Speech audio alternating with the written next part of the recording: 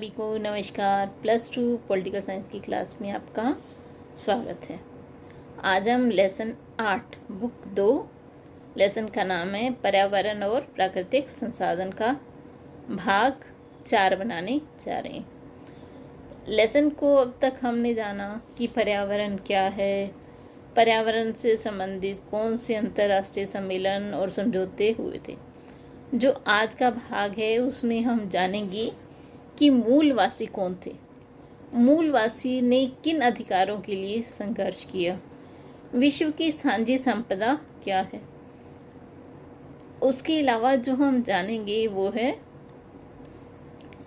कि भारत में पावन वन प्रांतर मतलब वनों की रक्षा करने के लिए जो भारत के लोग थे उन्होंने कुछ वनों को पावन वन बनाया ताकि लोग वहाँ पर ना जाएं, उनकी लकड़ियों को ना काटें, वो वन सुरक्षित रह सके। तो चलिए शुरू करते हैं हम अपना टॉपिक। चलिए आज जो हम देखेंगे वो है मूलवासी कौन है। देखिए, मूलवासी किसी भी देश क्षेत्र में रह रहे वो लोग जो बहुत पहले से या उनके पूर्वज वहाँ पर आकर रह रहे हैं और अपना जीवन यापन करते आए हैं, उन्हें हम मूलवासी कहते हैं। ऐसा माना जाता है कि पृथ्वी के जिस हिस्से पर जो लोग पहले से रहता आया है उस जगह का वह मूलवासी कहलाता है। अब देखिए, मूलवासी किन अधिकारों के लिए संघर्ष कर रहे हैं। देखिए, हम लोग क्या हैं, जंगल को काटते जा रहे हैं। जो आदिवासी लोग हैं वो इन्हीं जंगलों में रहते थे, तो अब उन्हें अपने अधिकारों के लिए संघर्ष करना पड़ रहा है क्योंकि जो उनके रहने की जगह है वो छिन रही हैं, जो उनका व्यवसाय है वो उनसे छिनता जा रहा है। तो अब ये लोग संघर्ष कर रहे हैं। संघर्ष क्यों कर रहे हैं? सबसे पहला, विश्व समुदाय में बराबरी का दर्जा पाने के लिए। जो मूलवासी वो लंबे समय से बराबरी का दर्जा उन्हें नहीं मिल रहा, उसे पाने के लिए वो उसको आंदोलन कर रहे हैं ताकि इन्हें भी अन्य लोगों के समान अधिकार मिल सकें। दूसरा, स्वतंत्र पहचान की मांग। जो मूलवासी हैं मध्य और दक्षिण अमेरिका में, अफ्रीका में, दक्षिण पूर्व एशिया में, भारत में, या इन्हें आदिवासी या जनजातियों के नाम से जाना जाता है। ये लोग अपनी पहचान पाने की मांग कर रहे हैं, उसके लिए संघर्ष कर रहे हैं। तीसरा, मूल स्थान पर अपने अधिकार क्षेत्र की मांग, मतलब जिस स्थान पर रह रहे हैं वो इन्हीं के नाम पर हो, इस चीज़ की वो मांग कर रहे हैं। चौथा, राजनीतिक स्वतंत्रता की मांग। मूलवासी जिस स्थान पर रह रहे हैं वो वहीं पर ही अपने लिए राजनीतिक स्वतंत्रता की मांग कर रहे हैं। तो ये कुछ अधिकारों के लिए वो है संघर्ष अपना कर रहे हैं। चलिए आगे देखते हैं, साझी संपदा क्या होती है। विश्व की साझी संपदा जिन संसाधनों पर किसी एक का नहीं बल्कि समस्त समुदाय का अधिकार हो उसे हम साझी संपदा कहते हैं। अगर हम अपने आसपास देखें तो हमारे जो खेल का मैदान है, कुआं है, नदी है, जंगल है, इस तरह के जो हमारे प्राकृतिक संसाधन है उसे हम क्या कहते हैं? साझा संपदा। लेकिन इसी तरह पृथ्वी के कुछ ऐसे भी हैं जो किसी भी देश की प्रभुता से बाहर हैं, जिनका प्रबंध अंतर्राष्ट्रीय समुदाय द्वारा किया जाता है, जैसे कि वायुमंडल, अंटार्कटिका, समुद्र तल, अंतरिक्ष आदि इसमें शामिल है।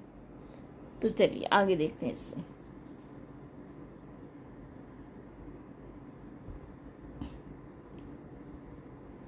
जो वैश्विक संपदा है उसे कायम रखने के लिए अंतर्राष्ट्रीय स्तर पर कुछ समझौते किए गए। इसमें जैसा कि अंटार्कटिका संधि 1959, मॉन्ट्रियल न्यायचार प्रोटोकॉल 1987, अंटार्कटिक पर्यावरणीय न्यायचार 1991। तो ये वो समझौते हैं जिन के द्वारा की जो ये साझा संपदा है, वैश्विक संपदा है, उसको देखभाल की जा सके। देखिए, अब हम देखेंगे अंटार्कटिका पर किसका स्वामित्व है। अंटार्कटिका 1,40,00,000 वर्ग किलोमीटर में फैला हुआ है। ये विश्व का सबसे निर्जन क्षेत्र का 26% हिस्सा इस महादेश के अंतर्गत आता है। यहाँ पर जो बर्फ़ है उसका 90% हिस्सा है और धरती का जो मौजूद स्वच्छ जल है 70% हिस्सा उसका यहाँ पर है। अंटार्कटिक महादेश का 3,60,00,000 वर्ग किलोमीटर तक अतिरिक्त विस्तार समुद्र में है। सीमित स्थलीय जीवन वाले इस महादेश का समुद्री पारिस्थितिकी तंत्र अत्यंत उर्वर है। इसमें शैवाल, कवक, लाइकेन, स्तनधारी जीव, मछलियाँ और बहुत ही तरह के पक्षी इस पे पाए जाते हैं। इनमें क्रिल नाम की मछली भी पाई जाती है। तो जो अंटार्कटिका प्रदेश है पूरे विश्व की जलवायु को सुरक्षित संतुलित करने में एक महत्वपूर्ण भूमिका निभाता है।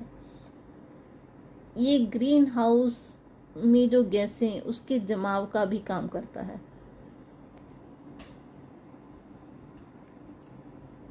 सबसे ठंडा भाग है इसमें। यहाँ पर पेंगुइन, सील, निमेटोड, पिस्सू जैसे जीव जंतु भी पाए जाते हैं। चलिए इससे आगे देखते हैं। अब आती है बात इस पर किसका स्वामित्व है। देखिए, बहुत से देश दावा करते हैं, जैसे कि ब्रिटेन, अर्जेंटीना, चिले, नॉर्वे, फ्रांस, ऑस्ट्रेलिया, न्यूजीलैंड ने अपना अपना इस पर दावा किया। अधिकांश देशों ने इससे उल्टा रुख अपनाया। वो ये कहते हैं कि ये पूरे विश्व की संपदा है, इसे किसी भी देश के अधिकार क्षेत्र में शामिल नहीं किया जाना चाहिए। तो जो 1959 के बाद इस पर बिल्कुल ही सीमित गतिविधियां कर दी गई हैं और इसे एक साझी संपदा के रूप में मान लिया गया इलाके को। अब देखते हैं भारत में वन प्रांतर। देखिए, हमारे जो पूर्वज थे उन्होंने वनों को बचाने के लिए इस परंपरा को शुरू किया।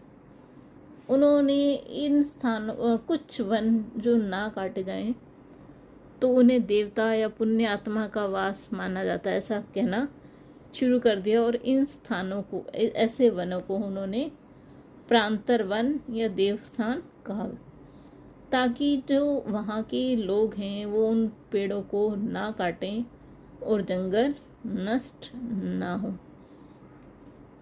तो अलग अलग स्थानों पर हमें ये देवस्थान देखने को मिलते हैं। राजस्थान में वानी, केकड़ी और ओरान, झारखंड में जेहराथान, सरना, मेघालय में लिंगदोहो, केरल में काव, उत्तराखंड में थान या देवभूमि, महाराष्ट्र में देवरहित सैकड़ों नामों से जाना जाता है, जिनको कि देवस्थान कहा गया ताकि लोग इन वनों को ना काटें, उन्हें श्रद्धा से देखें। तो ये है भारत में पावन वन प्रांतर। इसी के साथ ही अपना ये लेसन यहाँ ख़त्म हुआ। आप सभी का साथ जुड़ने के लिए बहुत बहुत धन्यवाद।